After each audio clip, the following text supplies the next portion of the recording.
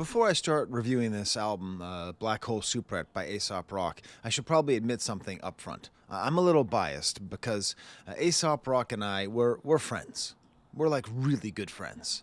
And that's complicated by the fact that we've never met. I don't even know if I'd recognize him if I saw him on the street. He's never met me, doesn't know who I am. But listening to his music makes me realize that this is the closest I have ever felt, kind of spiritually and intellectually, to any artist that I've ever studied. I've listened to a lot, and I've talked about a lot. But when I think about his life experience, or at least the life experience that I know of, and that he expresses through his music, his way of thinking, I feel a sort of kinship, which makes listening to his music almost surreal to me. He's 1 year older than me. He's from the East Coast. He's from a family. He's got brothers, and it seems like they're fairly successful. Just loves hip hop. Just really, really loves it. He studied art in a Boston area college in the late 1990s. Right? I studied art history at a Boston area college. He studied art at a Boston area college. But most importantly, he makes rap music the way I realistically would have if I had like the confidence and inclination to give whatever I felt like I need to give to the world through hip hop. Now, I do when I talk about it, right? But not creating, right? Like my creation is talking about creation, not actual creation itself. And just to go even beyond that, beyond the fact that he's a tall white guy with back problems, and I'm a kind of tall white guy with some minor back problems. Like I'm pretty sure we had to be in the same place at some point in the 90s. I mean, there he was. I was in Boston. He was in Boston. My first girlfriend went to BU. Yeah, I met my first girlfriend in college. What's up, everybody? Incels didn't exist, so I didn't know I was a thing. But I remember going to her dorm room in '96. Maybe he was on the same floor. I remember going to her electronic music class. Was he hanging out there learning how to make electronic music like he did on this album? Was he the dude when I was at HMV in Harvard Square? I bought Bismarck's Going Off, and I was in line, and some tall white guy behind me was like, he's like, "Oh, you're into Bismarcky?" And then he listed off like 5 other names of albums I should buy. I mean, I was my friend Keith. He was a part of like a graffiti crew back then, and I remember hanging out with him and kind of go like watching. I didn't do it myself, but watching him, take me to all the spots where they'd put up pieces. Like, was he there?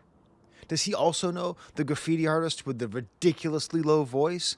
Like a voice so low that I didn't know he wasn't joking, and I felt bad because I kind of laughed. But he's a very nice guy. I don't know.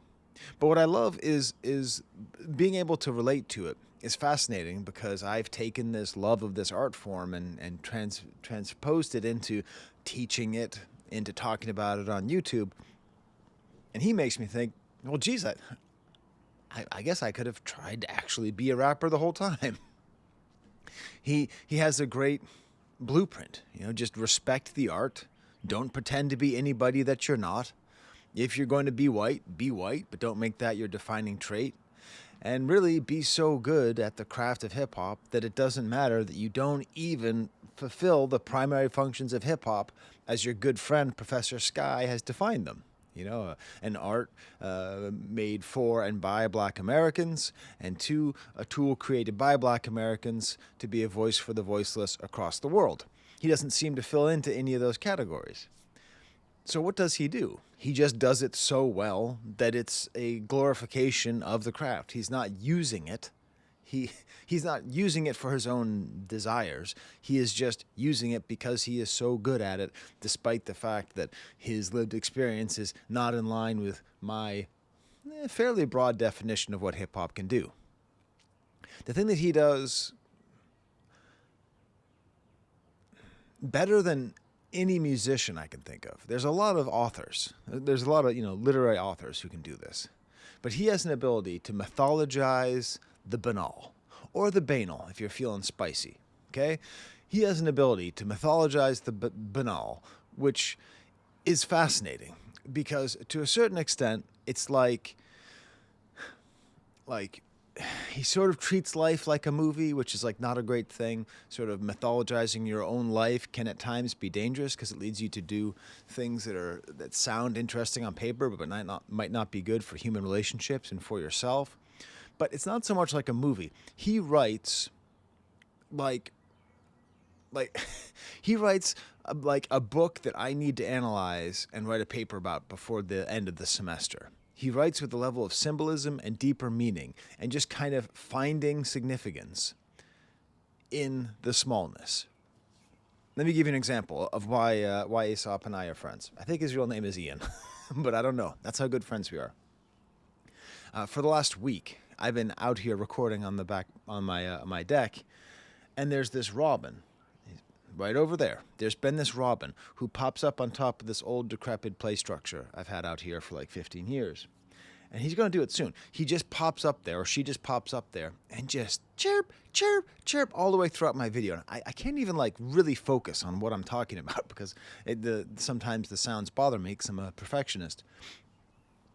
So I see him. I see you right now. Got a worm. Good job, Oppie. So I started calling that robin Oppie the robin, right? Because it's like my op, because it's interrupting me. So I had this whole kind of thing going on where I'm thinking about this little moment.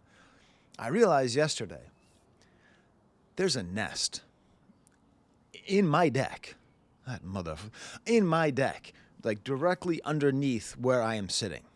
So the reason that robin goes there is it just perches on top of that little structure and tries to get me to go away because it's trying to protect its eggs. So if I were Aesop Rock, man, I'd have a song already. I'd have a song called Robin's Eggs, and the chorus would be about how I won't be making robin eggs omelets today, right? It's right there, right there. You could take it if you're watching this. Is it Ian? I think Matthias is his middle name. I saw that somewhere. I have a good friend named Matthias. But like it's all right there, and it's not just a silly, funny story. It's about inequality of power because like I am this giant compared to that little robin. It's about sort of private property and how I have this space that I've carved out of nature, and yet nature's trying to come back in. My frustration at the sound is about my sense of perfectionism and my desire to control the space around me, despite the fact I record outside in a bathrobe. Okay, there's so much, and that's not even really getting to the true heart of it, which is that, you know, I'm a parent. I have a couple of kids who are under 3 and a couple of kids who are over 17. I mean, you can't protect your kids. I'm that robin everywhere in the world. I'm that robin everywhere in the goddamn world. I am that robin. When my kids go off to school, is there going to be some kind of Columbine situation where my son sometimes flies out of Newark Airport? We don't know what's going to happen when you fly out of Newark Airport. Beyond that, just the world and the corrupting forces and the drugs and the social media and all that stuff and Discord servers and all sorts of scary stuff that's going on.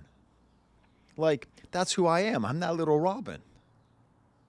And the whole world is the dude in the bathrobe. And I'm just sitting there thinking, like, I could protect my kids. I could protect my little robin eggs. So that's a beautiful story. And you get the point that I just told. I hope you find that interesting. If you were just looking for just straight up and down review of this album, I'm sorry. I just don't do that.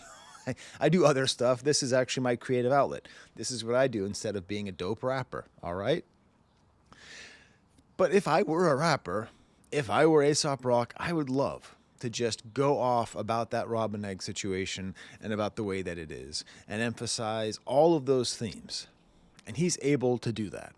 He's able to do the things that I try to do, draw parallels between art history and rap music and food and video games. And at the center of it all is a kind of honest, radical appreciation. So I don't know. I don't know his life. I don't know the material conditions under which he grew up. I do know a lot of kids who went to BU from Long Island. In general, they started off pretty well.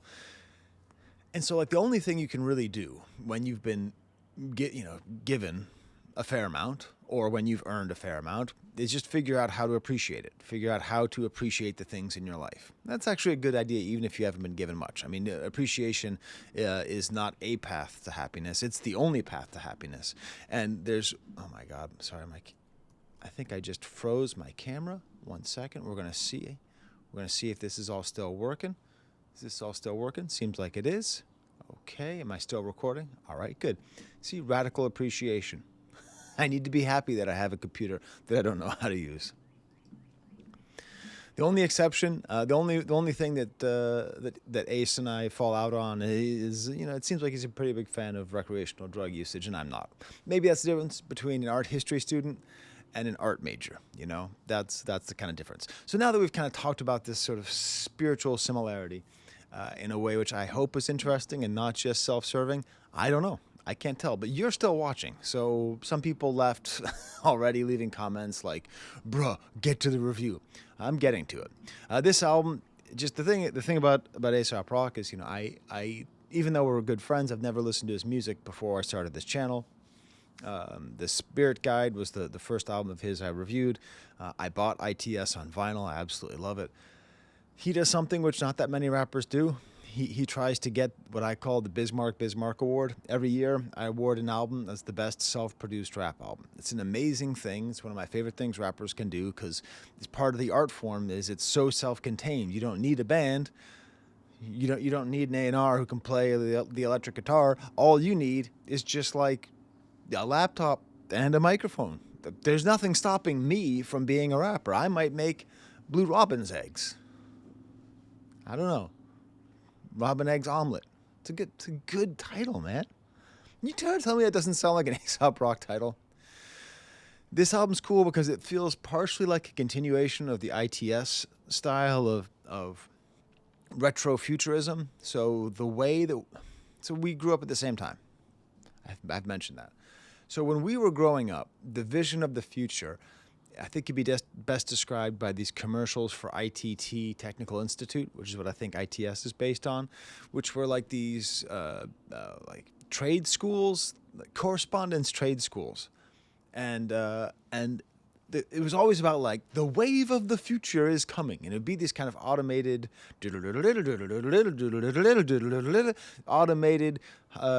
keyboard sounds and kind of futuristic-y stuff. There's a little bit of that. A carryover from ITS, and then this album with just so much great drums. Now, I talk about who are the great hip-hop producers with drums.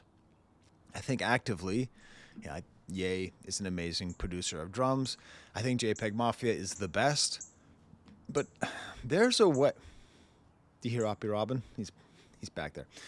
There's a way that he produces and respects the drums that is just really refreshing. And I don't think he's doing it being like, I'm not a mumble rapper, I don't make trap.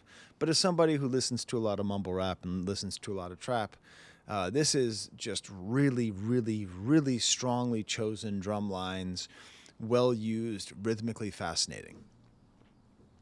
I will talk about the themes of this album, but I want to be careful. This is an artist, right? He's an art school kid. I mean, Boston University is not an art school, but it has a good school of arts. And it's an art kid album.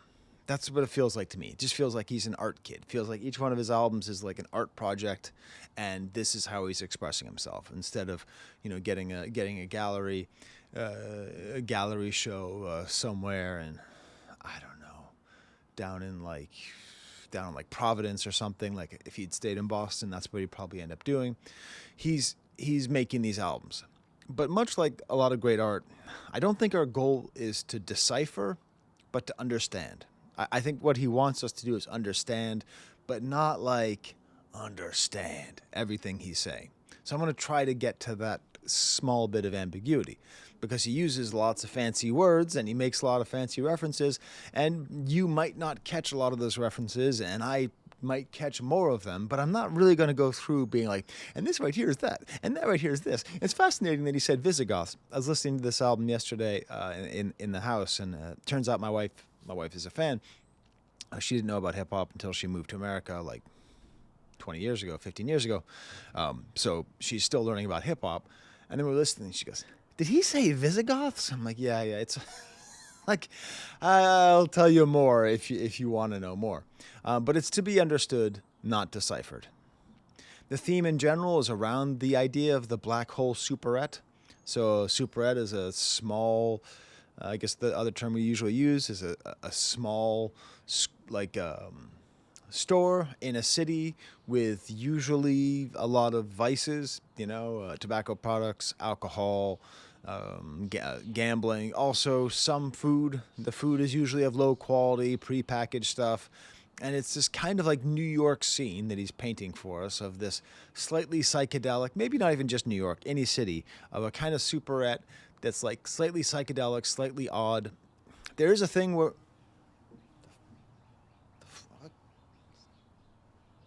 Are you a honeybee or a wasp? Because, God damn it.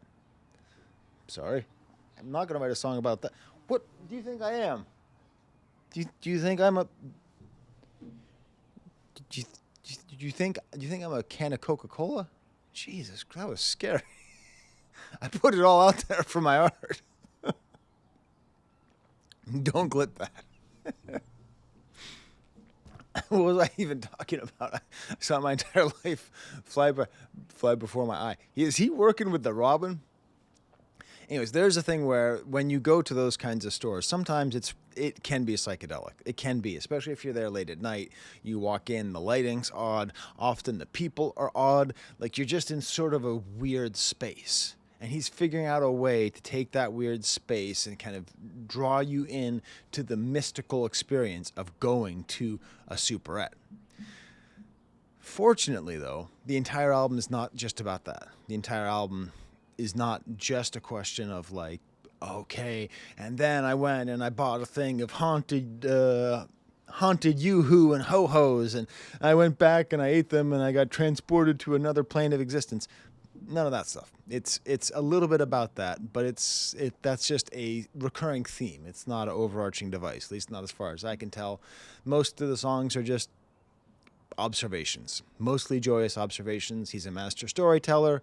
There is a consistent theme of magic, presto changeo, abracadabra kind of magic, and its silliness, and as I said before, a general appreciation for life in all of its forms. So let's get into an example song here. Let me make sure I'm recording again. After that horrible bee attack, I've been left mangled and scarred. So let me, it looks like I am recording. Let's get to the song Movie Night. You want to talk about the drum sample? Like, how rare is it to have a drum sample be the thing that's stuck in your head? It's basically a drum solo. Nice little horn hits at the end. And then I look at the lyrics and I'm just like, this is what I have in my notes. Just quote the whole damn song. Normally my notes are around 15 because I don't have a script. I just have notes. Usually they're like, because you can't script getting attacked by a bee. Did you even see the bee in the frame, or did I just look like I was losing it? Normally they're like 15 pages long. They're 30 pages. This one's 30 pages. That's just because I just keep on cutting and pasting lyrics because like I just want to take you through every single lyric on the entire album because it's so exciting. I know why the bee was here actually. This is going to be some setup, okay? I know why the bee was harassing me, and I will tell you later in the review. So this song, here's just some of the lyrics. I'm not dead yet. Beep, beep, beep, beep, beep. So he's imitating the sound of an EKG of flatlining. JK, if you celebrated, we will check the tape. Shame, shame. Being kind of funny, being kind of goofy. This album is also a lot of kind of like just bragging. Famous paintings shoot from his fingers to wake and make a day. Like barge haulers on the Volga. Okay. I mean, what does that mean? Oh, that's what it means. That painting is what that means. Okay. And that's what the painting is of. And if you're an art historian guy, that's by this Russian guy Repin. It's not a painting I know particularly well. I've seen images of it before. It's a good example of realism from the 19th century of showing how. Is it just my forehead at the top here? Hi. A really good example of how realism worked, of showing everyday people's lives, glorifying the working and middle class, well, really just the working class and laborers, while at the same time showing the difficulty of their lives. It's an amazing image. It's an amazing idea. It's a very kind of deep cut. So the idea that he's like shooting from his fingers, like, I don't know, like Palpatine, just like these paintings, and that's what he's doing, and that's what this album is. He's shooting out these images, and you're just kind of seeing them like barge haulers on the Volga drowning you in late Monet. All right, so this is a late Monet painting. He went blind. Okay, he went blind, and he was a great painter, and his art just got looser and looser and looser. And I know what it's not even this image. He's talking about the Monets that are in the MoMA. You go into the MoMA, there's these nymphaea, water lilies, and they're just like 8-foot panels, just so loose, and that you feel like when you walk into that space, like you're drowning. So he's just like, what? Like, he's just on some other level here, talking about the kinds of things that he's able to show and bring you into. Drowning in a late Monet is a beautiful image, a beautiful idea, and he's like the barger, or maybe Sisyphus from Titian with a save the date. Sisyphus, the guy pushing up the rock, Titian, the great Venetian artist. I mean, hey, I went to art history. He's challenging me here, saying these are the kinds of images that he can put forth. With a save the date for twisting you the Francis Bacon way. Francis Bacon, British artist this time, capable of these horrific images of human beings. Here's a pope over here. I think it's Pope Innocent. I think that's the pope's name. Hey, popes, don't be named Innocent. You're not. Anyways, so that's just the intertext right there. That's the stuff he's trying to draw us into. These are the images, and this is what I think he's able to do so well, is he is actually able to paint pictures and make them look cool and make them feel interesting and mysterious. Like, all these images are kind of weird. Like, what is it that we're actually looking at? What is it that we're actually doing? We are kind of drowning in a late Monet. Now, hopefully I can get rid of this. All right. You see? So he's just saying that stuff. Traffic and weather reported from child vandals. We tell them to be careful. There are wild animals who leap tall buildings and write the manuals. I feel like this is a Subterranean Homesick Blues reference to Dylan. Need to be a weatherman to know which way the wind blows. The pump don't work because the vandals took a handle. I think that's kind of there. Follow where the names drip. You can see the knowledge of the ancient. Arm's length, the Lord of the car graveyard, who about to charge the hill in a cart from H Mart. Crying in H Mart. 2 board boxes in the trunk. It's like the Ark of the Covenant. Every cloud of smoke I blow come with a dove in it. I love to hear just all these beautiful lines. And then he has this chorus. And in the chorus, this is what I'm talking about. This is why we're friends. I called him the other day. We were just kind of talking like we do. I don't have his number, but we were just talking. And he got a dog, and he's talking about how great it is to have a mutt. I got 2 mutts, Bo and Toby. You watch this channel for even 3 minutes, you've seen Bo and Toby. They're more important to me than even Oppie the Robin and his henchman, B-Boy. I'm sorry. I get one bad joke a video, and I don't usually crack myself up with them, but I'm now picturing a comic strip with Oppie the Robin and B-Boy, who's actually like a breakdancing bee. You like jazz? This is a good idea. I'm sorry. I have to focus on the video now. I say I don't need drugs. I got crippling ADD. Okay, so we were talking. Ian and I were talking, and he said that he got a mutt, but it bugs him because people keep on asking him, what kind of dog is that? And that's what happens. People ask you what kind of dog you have. And I got some news for you, by the way. Every time you buy a purebred dog, Hitler smiles. Okay? It's all eugenics, everybody. There's only one breed of dog. The same way that race is invented by human beings, so is dog breeds. They're genetically identical. They're just dogs. That's it. Your Lhasa Apso, your Weimaraners, your Dachshunds, your Chihuahuas, your Labradoodles, your Daberloodles, your Frank Capra noodles. All of those things. Hey, I'm becoming Aesop, Frank Capra noodles. There's just one kind of dog. And this statement, what kind of dog is that? What kind of dog is that? That's a mutt. That's the way I feel. And people ask me what kind of dog Bo is. He's like a Basset, Beagle, Dachshund mix. He's 3 dogs in one. Or in this song, 5 dogs in one. What kind of dog is that? He's a good boy. That's the point. That's how you need to be talking about dogs. That's how you need to be talking about human. This is a spiritual song of great spiritual significance, talking about the necessity to see each other as human beings, to appreciate things for what they are, and not to create weird false categories of genetic jerk-offery, to just sit there and say, oh, my Rottweiler is 100% pure, right? No, it's a dog. It's a mutt. You're a mutt. I'm a mutt. We're just mutts. We're just good boys and bad boys. That's all we are. I love it. That's why we're friends. It's a philosophical statement about the fault the fault in eugenics. It just happens to be to a drum beat so good you could sing it walking down the hallway, and it's funny because the way that he says it is, that's from his life of people walking up and saying, "What kind of dog is that?" It's a dog. That's what I say, by the way. When people ask me, I pretend like I don't hear them. They go, what kind of dog is he? And I just go, he's a dog. I don't know why I don't have any friends. Like, you're my friends. Aesop Rock is my friends. But I don't know why I haven't met any of my good friends. Probably because I'm an asshole. And you're not wrong, Donnie. You're just an asshole. All right, so let's go through the rest of the album a little bit quicker. I don't know how long it's going to take. Starts off with Secret Knock. This is the Superette framing device.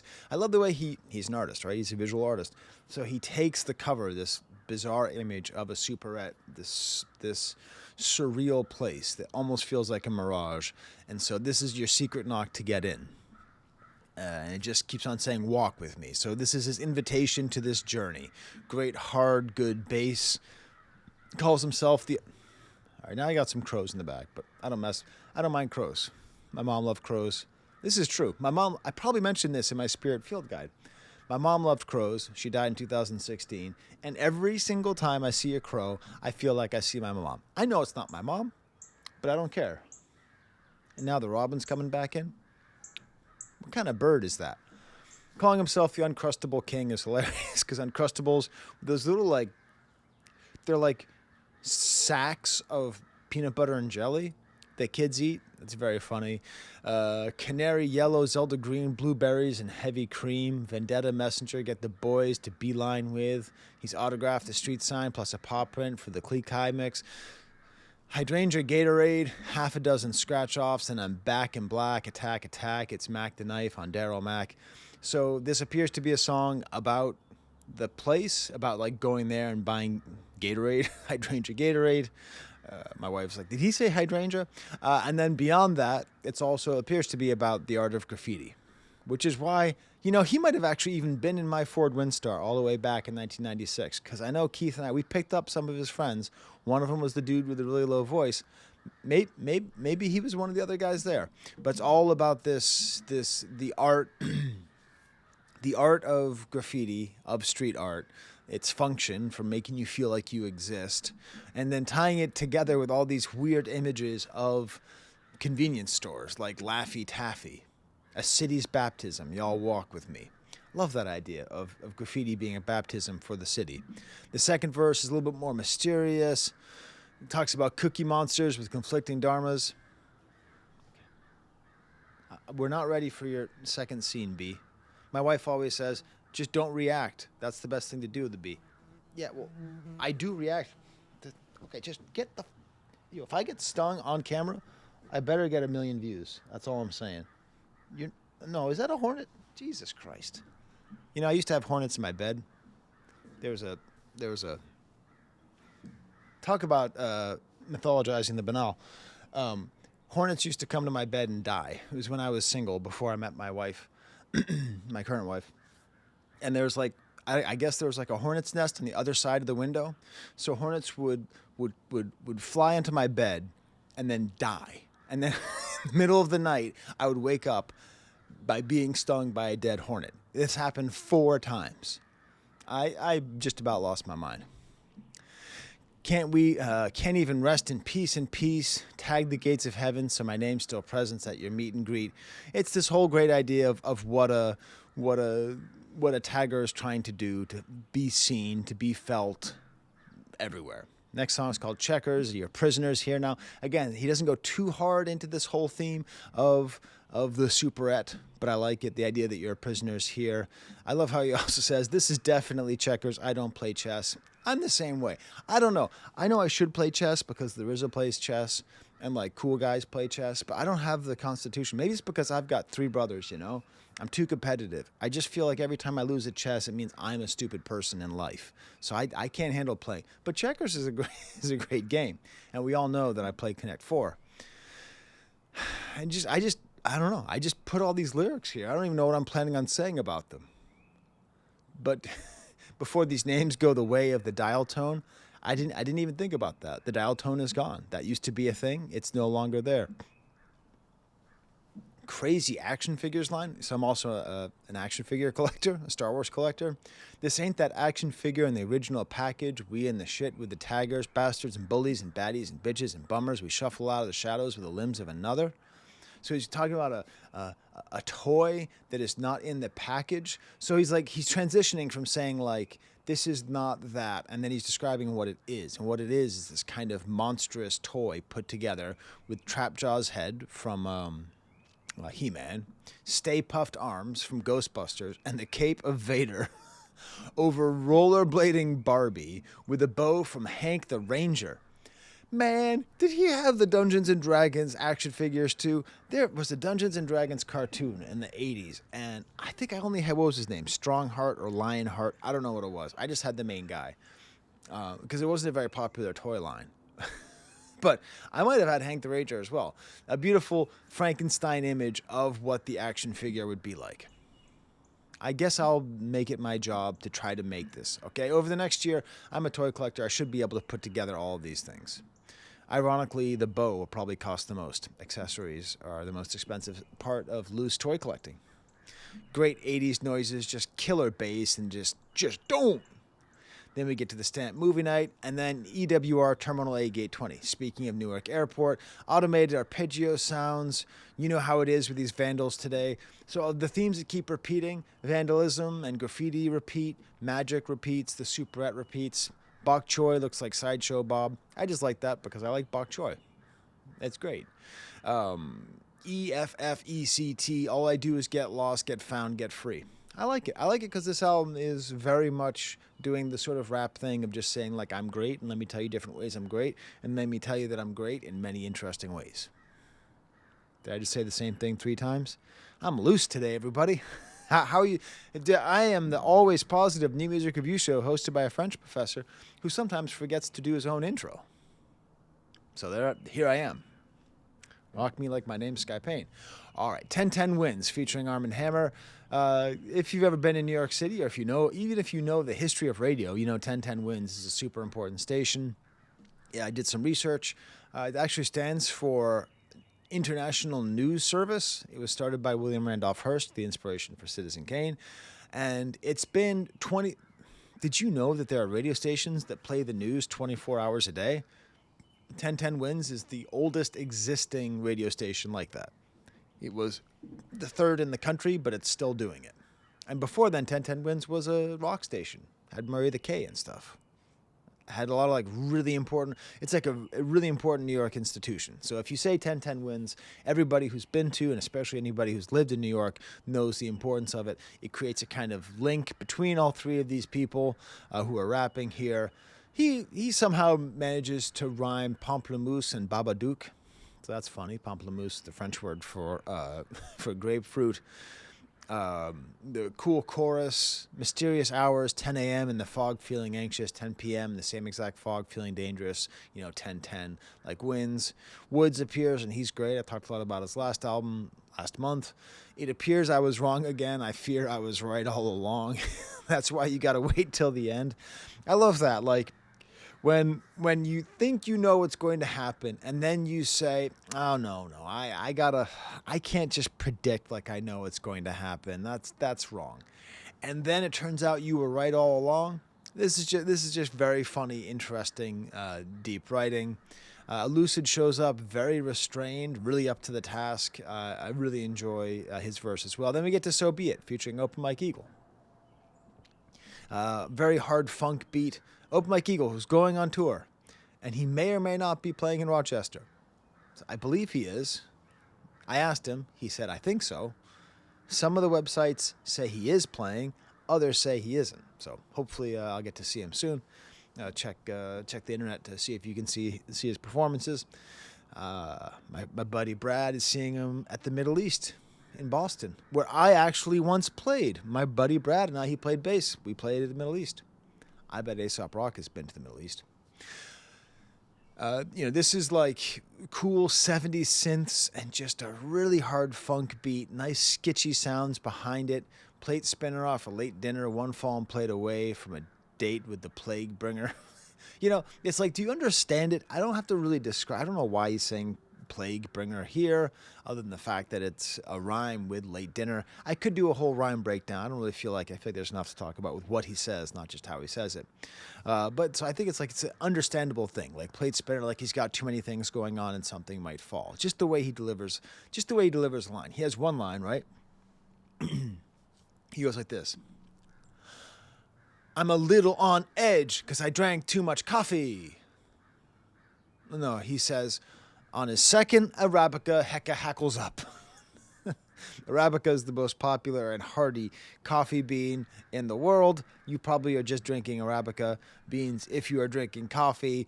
On second Arabica, Hecka hackles up. Hecka being a clean form of the Bay Area slang of hella, which was popular like 20 years ago. Hackles are the part on the back of your neck that raise, especially if you're a dog. What kind of dog is that? It's a dog with his hackles up. So instead of saying, "I'm a little edgy because I drank too much coffee," he says on a second Arabica, Hecka hackles up. Because he's a good rapper guy. One away from a drugged up in a cage. A very soft, gentle chorus. When I saw that Open Mike Eagle was on, I'm like, oh, here we go. Idiosyncratic rap gods join together and make some kind of crazy observation about life. Because Open Mike Eagle is very similar, I think, to Aesop Rock and his ability to find the brilliant and the mundane, to narrate his own life and to just different life experiences, so different things that they rap about. But he's singing. It's like on that Ab-Soul album when Dochi's on, and she just is like singing. You're like expecting bars and bars and bars, but it's great because Open Mike Eagle is a nice singer. He has a very engaging, sweet voice, and like his personality comes through. So if you are a fan of Open Mike Eagle, as presumably all Aesop Rock fans are, it's a familiar, nice feeling.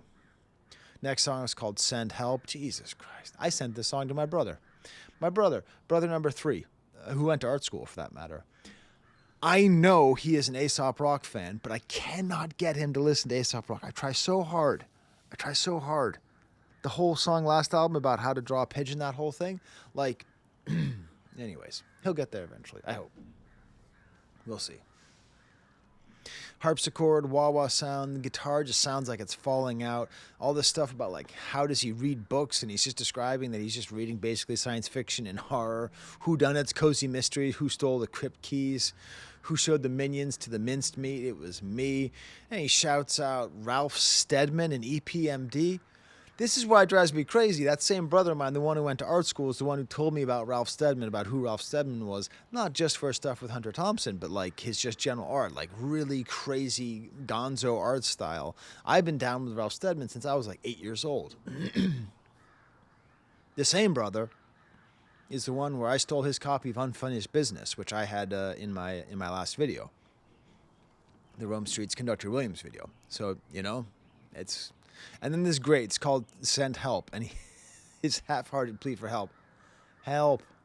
Please help. It's very funny. It's very comedic. Sorry, I just have all these lyrics here. Playing Dig Dug at the IHOP. So this is where I wish I were Aesop Rock. Because I remember playing Dig Dug during the summer, and there used to be a toy. There used to be a chip, like a cracker, called doodads. So doodads. Sorry, I gotta clear my throat because this is gonna drive me crazy. So you're just gonna have to wait. I'm gonna have to pause here. All right, I'm back. So I was playing Dig Dug as a kid, eating doodads, and they were really good. I don't know why they don't make them anymore.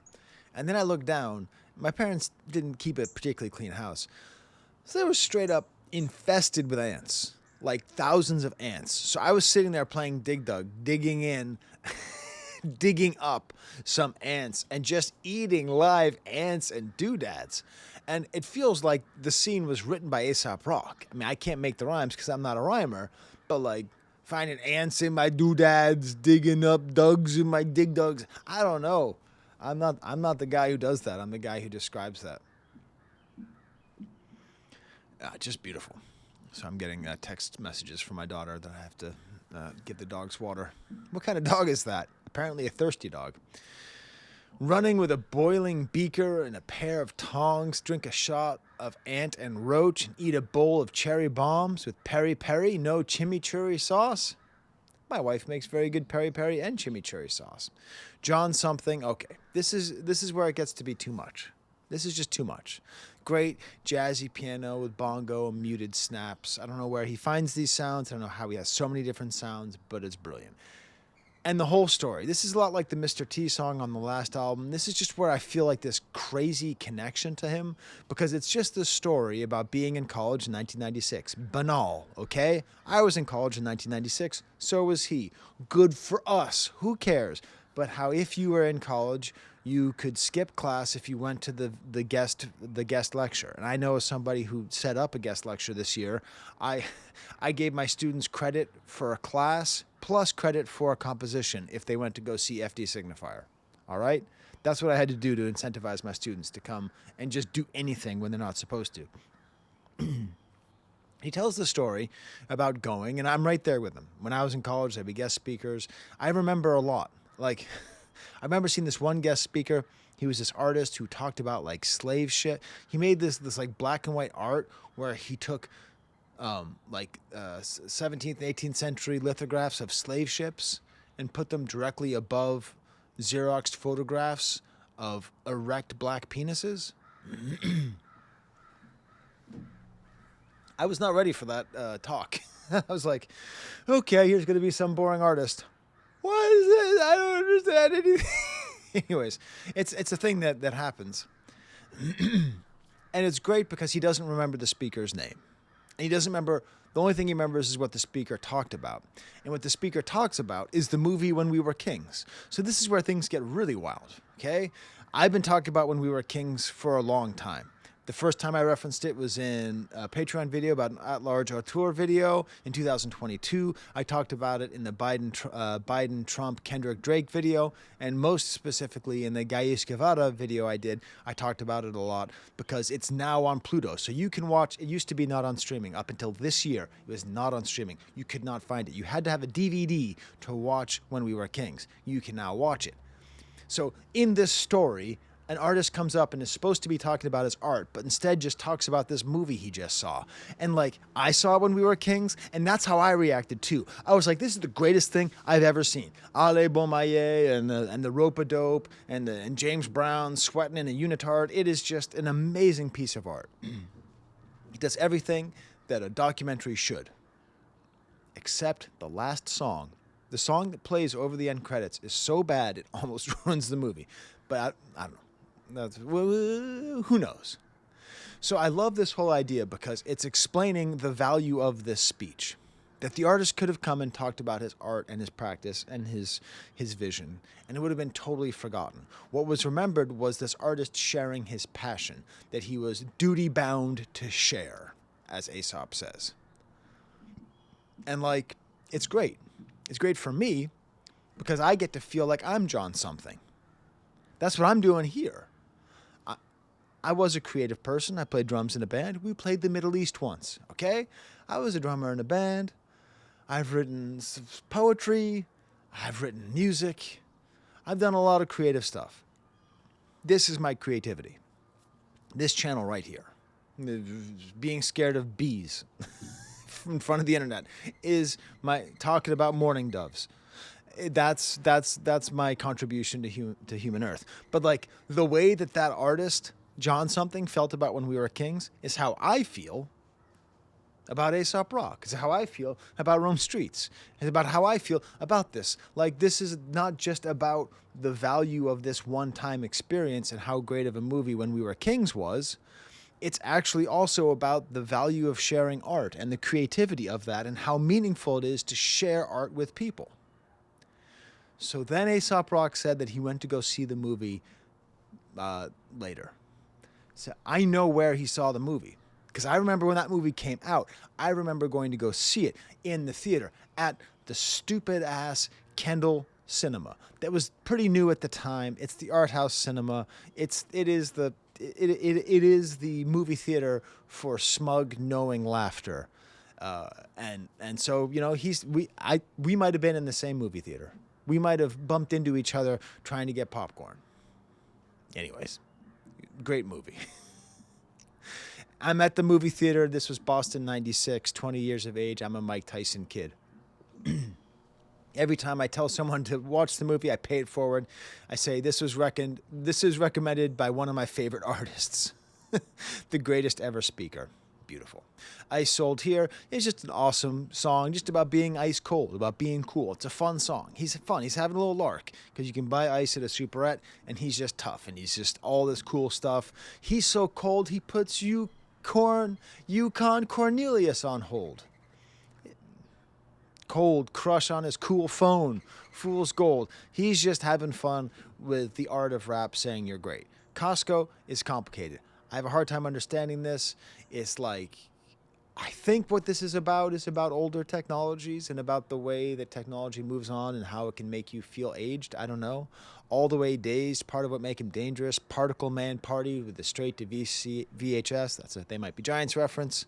Brought up on some Always Ready for the Collect Call from It's Ace, I'm at the mall, come get me. So it used to be that you would call your parents, collect, which means they would pay for it if you didn't have any money, and you'd be at a payphone. Instead of saying your name, so they didn't have to pay for the call, you just put all the information in the time. Please state your name. So you'd be like, it's Sky, I'm an alewife, pick me up. And then they would just say no, and they'd come pick you up. Now, I couldn't do that with my parents. One, because my parents would rather have paid the dollar to do it, because my parents had enough money to pay for collect calls, so I'm lucky for that. But two, they wouldn't have cared. They probably wouldn't have come get me. You can walk. Alewife wasn't that far of a walk for me. Anyways. Preelli, When Both of Our Time Mattered. This is where he's expanding it, that like time mattered more before cell phones, and you ain't have to probe to notice some kind of pattern. The nose knows well in advance of the Geiger counter. If something's in the air when compared to the encounter, it isn't incommunicado, it's a lotto. Even if you buy a ticket, you're lucky to win a convo. So that's what it is. This is just like, this is what it used to be like. You just call your friends and you just be like, I don't know if I'll see them. I'll go back to my friend Brad. I'd call him. He didn't have a cell phone. I had to call his house, you know, and his dad would pick up, and I'd be like, is Brad there? I'd be like, nope. I'd be like, all right, I guess I'm not seeing Brad today. That just how you had, and it wasn't incommunicado, it was a lotto. So I don't know. I like that. I love the stutter step here. This floor tom is the bass, kind of like one-handed style drums, har echoes in the back. Bird School is one of these appreciation songs. It's a very simple idea, but again, it goes back to, obviously I love birds. Even you, especially you, Oppie. It's not there anymore. I think I'll put more pictures of Oppie up on my Instagram if you don't follow me there. Smash the like bucket, by the way, if you like this video. So in Portland, Oregon, it is a stopover for the swifts, which are a kind of bird that is migrating, I guess, to Ecuador, he said, Venezuela. And they all just like stay in a single chimney and they fly out at once. And he's talking about how magic tricks are simple and silly, and who cares about magic tricks when you can look at the reality of life, and that's what's magic. And I love it. The magic of nature. It's how I feel Every time I hear a mourning dove behind me go, like, I know it's kind of silly that I have the bird feeder back there, but that's my favorite TV show. I see the same birds every day. I don't care. That's what brings me joy. Does it make me a middle-aged guy who's probably going to end up loving Steely Dan at the end of this life? Probably. Okay, I understand it. You might not relate to this. Thank you. On cue the morning dove. But that's what brings me a lot of joy. I feel like that's magic, and it's great. Sorcery so absurd. Even Merlin had his phone out. He just knows how to say things. And then we get to Snails 0. God, man. How many songs? How many does he have in stock? This is crazy. Fast, crazy pitched up sample. Every single beat on this album is good. Some of them are great. This is about like his girl's moving in with him, so he buys an aquarium, and it's a whole story about how all of a sudden a snail appears. And when the snail appears, much like I was saying about when I saw the nest, because when you see a nest, you can't touch it. It's against the law, and it's against the laws of God. If you see a nest in your house or in your room, you just have to let it be there. You cannot touch it. You cannot move it until the eggs have hatched. So, when you have something invade you like that, you just go, motherfucker, that's how you kind of feel. And it's this great story where the snail multiplies, because that's what snails can do apparently. I learned that from this song. And what is he going to do? And eventually he just laughs at them and just says, let it go. Like, he just decides, okay, he now has snails and fish. He bought fish, snails came in, that's what he has. Exactly what the fuck am I supposed to do with a bag full of snail? Oh, here comes crazy old AC holding his bag full of snails. He'll also bark at the traffic and drink his tab from a grail. Not doing it. I love these fish. I love those snails. Coexist. So is this... Okay. All right. Okay. There's this simple idea that of like me with the robin, just like learning to embrace and love having the robin and know that it's part of this whole wonderful world that we all coexist in, and there's humans and there's birds, and we have to figure out how to live together. I have a window over there. The birds hit the window too much. We're going to the birdhouse later today at Rochester, New York. We're going to the birdhouse, and we're going to pick up some like reflective stickers so that the birds stop hitting the window, because it's a bummer, right? We all got to coexist in here. So maybe that's what it is. It could be a paint allegory about immigration. I hope it's not, because it comes off wrong that way. But we are living in a time where people are very mad at the fact that there are people who are not originally from here. And unless you are a Native American, you just get all the way bumped.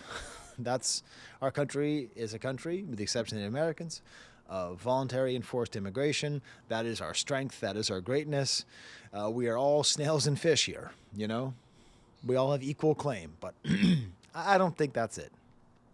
Maybe it is. If it is, it's a bit iffy, but good.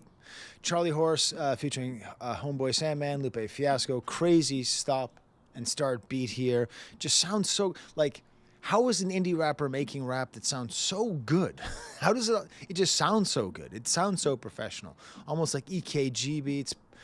Trouble takes many forms in between shedding skin. Some are subtle, some are semaphore, holding severed limbs. And then each verse ends with some form of 80s workout fad. So this one is, it's all jazzercise. Then Homeboy Sandman comes on, probably with the best verse on this song. I think he even out-raps Lupe on here. Very cool part here.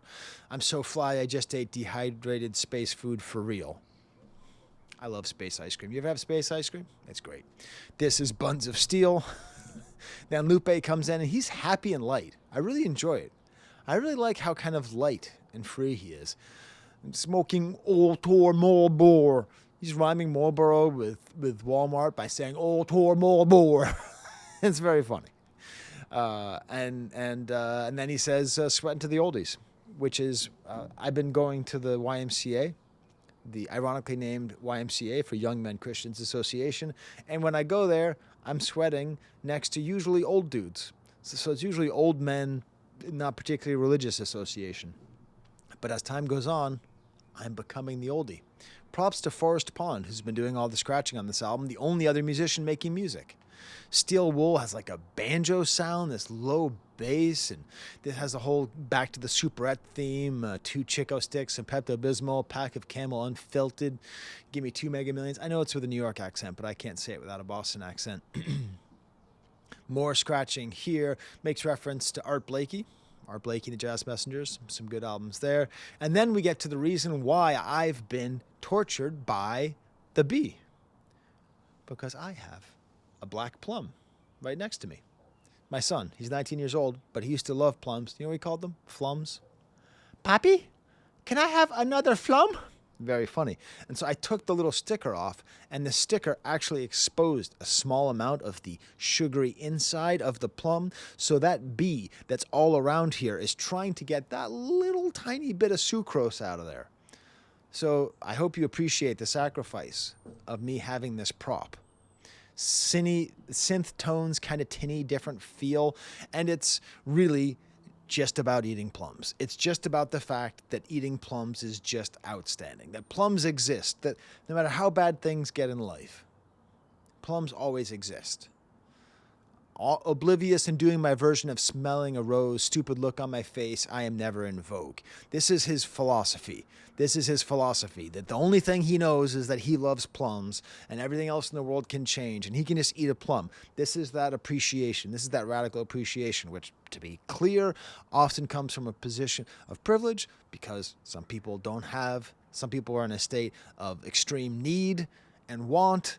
And it's easy to appreciate stuff when you are not in a state of want, okay? But the sad thing is most people who are not in a state of want still fail to appreciate what they have. Okay, so they do all the work of like figuring out how to win at capitalism or at least get by in capitalism. And then they fuck it up by not appreciating anything. So this is a great reminder. This is it. This is it. This is it. Jesus might exist. God might exist. Freaking magic might exist. All right. Art's here, all that. But this right here, this is the real truth right here. Whatever all those things, whatever the great mystical journey of existence has brought us, whatever we can get from existence and from life is in a plum. Now, I'm not going to eat this plum because I got a 2-year-old and a 9-month-old. And plums are great for avoiding constipation. So plums are a hot commodity here. So I might have a bite of this later after I cut it up. And he describes who he is. I am a particle, a minute quantity of matter, the least possible amount of data. I'm a passenger, a rogue AWOL from the course. In the field, something dark in the wheel. I'm ultimately a tourist. That's who we are in this world. The earth is not our home. We are just here for a blip of a second, a fraction of a second. Our life doesn't matter, okay? No human lives in the large scheme of things matter. But at the same time, that means that all human lives matter. You know what I'm saying? Oh, Jesus, I'm not saying all lives matter. I mean, existence matters, okay? And like, because you can eat a plum. That's the joy and the meaning of life. The red phone, badass, compressed, kind of ITS sound, kind of sounds like his last album. He's just super ill. That's all. This study isn't peer-reviewed. It's one peerless student getting weird in a room, describing his strategy, putting the human condition through a series of wretched labors, a Herculean dozen to plug you in the emulator, updated the home versioners who board up, they TP, treating personal misfortune as horses of Diomedes. Diabetes is horses used to eat people back in the mythological day. I'm up to my neck in Nemean lions, like this crazy lion that Hercules had to beat. I'm managing the thick skin, and the coveralls are pangolin. Pangolin are these super badass animals that have these like crazy scales on them. My coveralls are pangolins. It's just badass. It's just a badass song about like wolves and bass. I don't know. And then it seems like it's against red pill people, against insecure men. I've seen y'all, job sucks, picked last, no rhythm, not tough, whack shoes, shitty tats, stupid life, stupid face, bad hair, sitting duck, dead alive, set the high score, who gives a fuck. This feels like it might be going after the people who feel small on the internet and take that out on other people, but maybe I'm just reading into that. I've been several seasons with the cheetahs in the tall grass. To me, it's all an Impala with no hall pass, all that balderdash. Man, he's a good rapper. Okay. It doesn't take the keenest of empaths to know you're probably feeling or irretrievably dead last. That's the thing.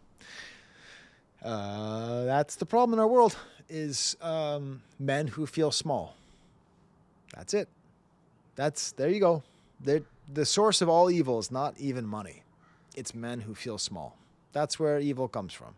So, sorry. Himalayan Yak Chew feels like a parody of of an Aesop Rock song. It's this cool, just fretless bass sound, and talks about pull a crocodile Dundee. That's not a knife. And then the chorus, I ain't even got a single duck in a row. When I push off on the dock, the fish jump in the boat. Again, just another song where he's just flexing and just being an awesome rapper, talking about being an awesome rapper. Even tells a story about shaking RZA's hand. Played it cool, but could have yelled, I'm going to Disneyland. I've told the story. I once shook George Lucas's hand and Ghostface Killer's hand in 3 days. So I was at a Star Wars convention, and he was walking by before the convention opened, and I had an exhibitor pass, and I went in there and I shook George's hand. And then Ghostface Killah and the rest of Wu-Tang Clan, or some of Wu-Tang Clan, played at the Armory, and I saw him and I tapped him. I said the same thing. Whenever I meet an artist, I just say thank you for the art. I just leave it at that. I don't need to tell you how you changed my life, just that, right? No, I'm not an artist, right? So like, I get to be a fanboy, but here he is as an artist, and he shakes his hand, and it's just so relatable. The album ends with unbelievable shenanigans. Man, I know that he's famous for having a large vocabulary, and I guess people who don't like him feel that it's forced, but the thing is, that's just the way that I talk too. Like, that's why we're friends, Ace and I, because like, I just talk that way. Like the other day, I was talking, and I just used the word perseverated. Like, I just use that word in daily conversation. I'm not trying to be a dick. I'm not trying to be like, I'm smarter than you. I don't need to say think about. I can say perseverate. To obsessively think about, I could just say perseverate. But like, I don't know. Nice gentle outro here. No drums, and then the drums come in. All about a hamster. Man, this guy's got a bestiary, okay? So listen, Ace, buddy, now that we're friends, I've commissioned you to make the song about the robin's eggs. You're welcome. Thank you for this hamster song. This is a nice idea of a hamster escaping, and that's actually triumph as opposed to defeat. To think about it and identify and trust snakes, more and more and more animals. This great arpeggiated sounds here. The trope is to play it cool and act like you're supposed to be there, but I am not a cool actor. I do not play, I do declare. And that's the other part of this album that just keeps on going that I really appreciate, is just how much he is insistent on. He's through being cool. He's not trying to be cool. He's not trying to seem like somebody who is over it. He is entirely intoxicated by life and everything around him. And that's what a lot of the themes of the album are. From how excited he is about the Snails, to how excited he was to meet the RZA. Like, it's just like how excited he is to eat a plum. Like, everybody stop being cool, start being appreciative. I asked my shout-outs. I asked my Patreons if they want a shout-out. Bowden Braga says it's his favorite album of the year. Isabel says, me. Nick Denhalter says, please, Ace is my goat. Zach says, me. Wait, you know what, actually? Wait, there's somebody. One second. There's someone else. Because I also, on my Patreon, I do the top tier. You can request an album for like a certain amount of money. So I did, what was the name of the album? Hokey Fright by the Uncluded. Barun Chanda requested that. Paid me $50 to listen to that album. And that album's awesome. So if you're on Patreon, you can see my review of that. All right. Enough shilling. Hey, not too bad. Just an hour. I kind of want to eat this plum. Nope. I'm going to be a dad. Because you can't always protect your kids. But if you're fortunate and you work hard enough, you can always provide for them. All right. There's the camera.